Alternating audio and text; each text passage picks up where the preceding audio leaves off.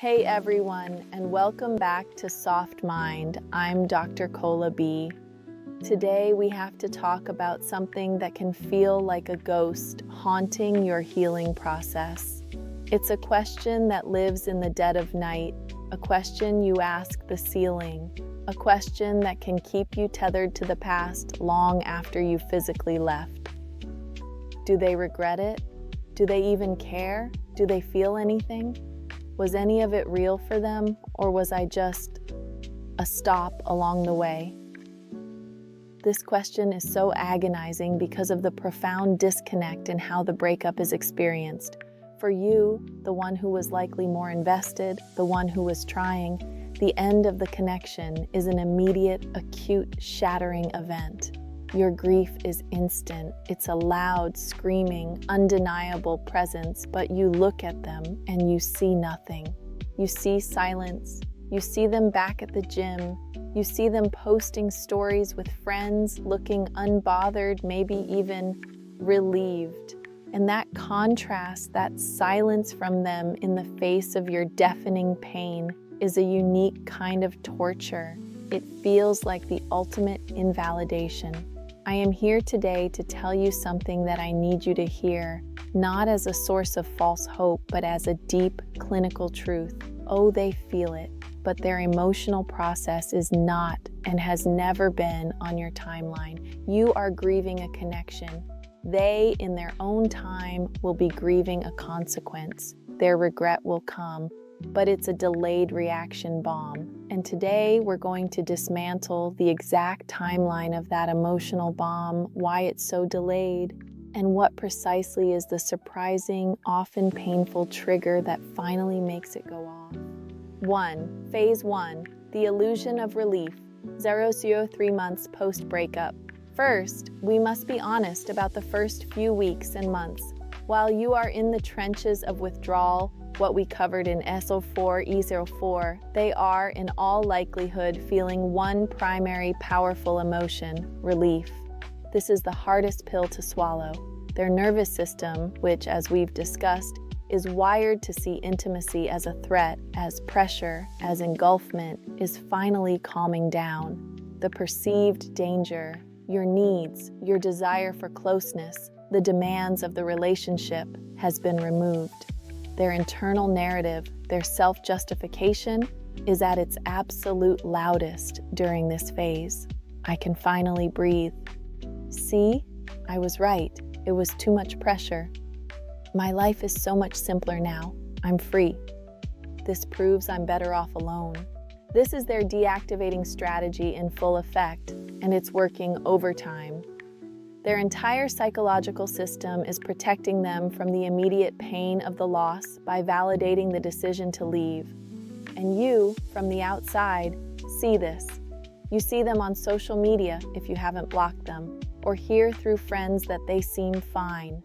This is the salt in the wound. It confirms your worst fear. It meant nothing.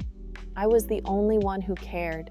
I want to pause here, because if you have ever lived through this phase, if you have felt your own heart breaking while watching them or imagining them be perfectly fine and relieved, I just want you to take a breath.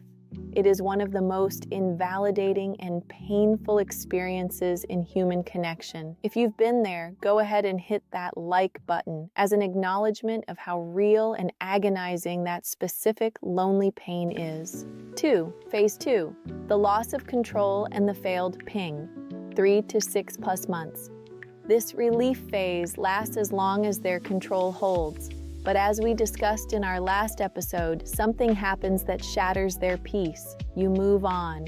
Your silence, your healing, your glowing up. They feel this as a loss of control. Their safety net, your anxiety, your pursuit is gone. This triggers their own, often secondary, abandonment anxiety. This is when the first comeback usually happens. This is the hey text, the I miss you, the 2 a.m. story view. But let's be clear, this is not regret. This is a panic-driven control check. This is their ego in a moment of dysregulation, sending out a ping to see if they can still get a reaction, still get their validation. When you, as your new healed self, meet this ping with the power of your peace, when you ignore it or you set a firm, calm boundary, as we covered in SO 4E05, you do something profound. You confirm their loss of control. You don't take the bait.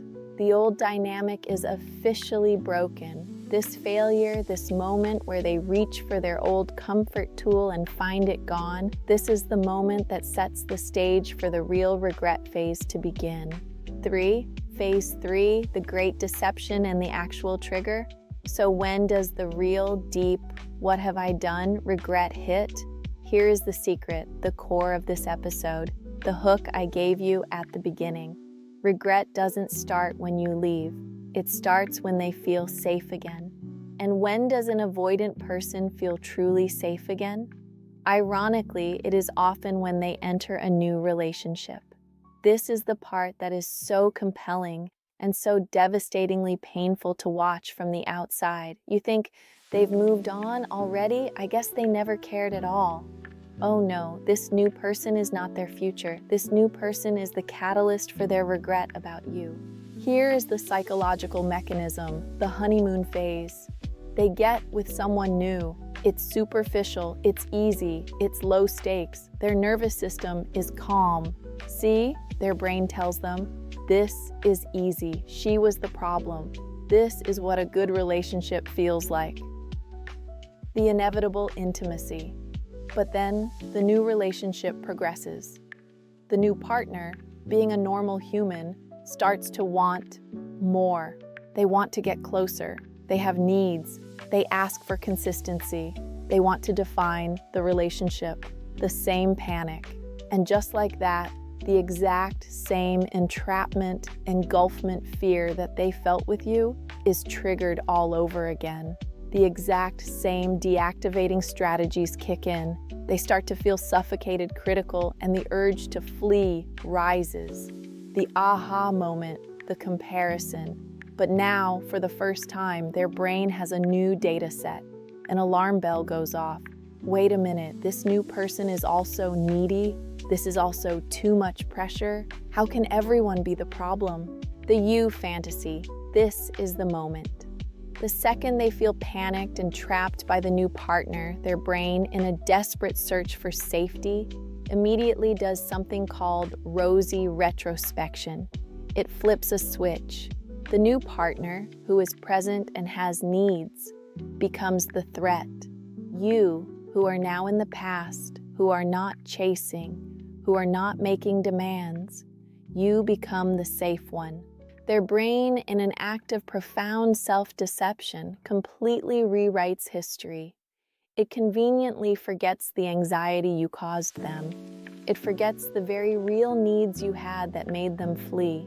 All they remember in this new light is your warmth, your patience, your loyalty, your smile, the comfort. They create a highlight reel of you, an idealized fantasy of the one that got away, the perfect person they would have been happy with, if only. That is when the regret hits. It's not when they're alone. It's when they're with someone new and they finally realize, oh my God, the problem wasn't them, it's me. It's always me. And if you are ready to understand these deep, hidden, subconscious patterns, if you are ready to stop being a character in their confusing story and become the author of your own, then I invite you to hit that subscribe button. Consider it a commitment to clarity, to truth, and to your own profound, unshakable peace. So they are now in private in this new relationship, regretting you. What does this mean? It's crucial you understand this part because it's the difference between healing and getting retrapped. What their regret is, it is a passive, internal feeling of loss and what if. It is self-focused.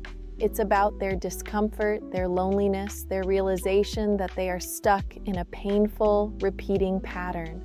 It is often tinged with shame, which is why it stays private. It is a deeply romanticized fantasy of you who are now safe because you are gone. What their regret is not. It is not accountability. It is not a sign they have healed or changed. In fact, it's a symptom that they haven't. It is not a healthy, empathetic understanding of the pain they caused you. It is not a plan for reconciliation or repair. They aren't regretting how their avoidance hurt you. They are regretting how their avoidance is now hurting them by trapping them in a lonely, repeating cycle. It's a subtle but life-changing distinction. 5. Your final liberation. Who cares? So, do they regret losing you? Yes, almost inevitably. Once the threat of you is gone and the threat of someone new appears, the data suggests they will. But here is the final, most important question of your entire healing journey. By the time they feel it, will you even care? This knowledge I'm giving you is not for you to wait by the phone. It's not for you to hold out hope that one day they'll realize. This knowledge is your final piece of closure. It's the ultimate validation that, yes, it was real. You did matter. You were significant. You were so significant that your absence leaves a void they will try and fail to fill. And that is their work to do, not yours. Your work is to build a life so full, so peaceful, and so grounded in your own self-worth that by the time their regret finally, painfully, privately hits them, months or even years down the line, you are so far gone, so happy, so healed, that it is nothing more than a distant, quiet echo from a life you no longer live. That is when you know you're truly free. This is Dr. Cola B. Thank you for being here and having the courage to look at the whole complex truth. If this message gave you the validation and the closure you've been looking for, please like this video and subscribe to the channel. And now that you understand their timeline, it's time to understand yours. I want you to go back and watch our episode from last season, No Contact Timeline, What Happens Week by Week, because your healing journey is the only one you have control over. Remember, their regret is their story. Your peace is yours. Don't ever get the two confused. I'll see you next time.